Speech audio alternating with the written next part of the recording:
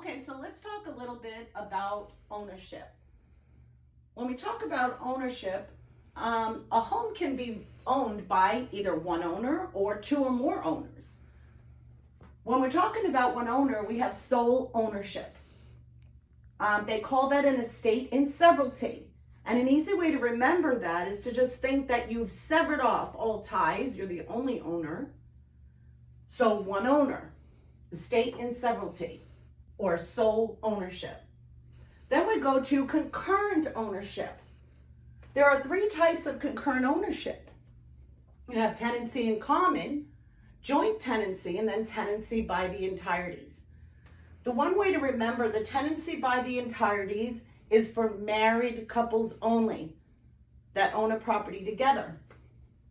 Tenancy in common and joint tenancy also are two or more owners. However, with a tenancy in common, you can own equal or unequal shares. One person could own 50%, one person can own 30%, and one person could own 20% of the entire property. Their heirs can inherit that property. So let's say John, Mary, and Bob all owned a property, but Bob passed away. Well, his 20% would go to his heirs, and they would own 20%. Now, the difference with a joint tenancy is that, number one, you have four unities. You have to take possession at the same time. You have the same interest in the entire property.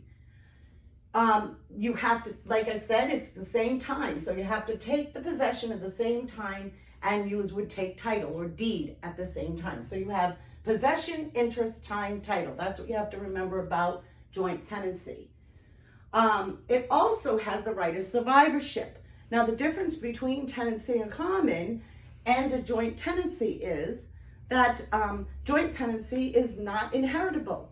So you cannot leave that to your heirs. What would happen is Mary and John bought that property together at the same time. They're both owners in the entire property.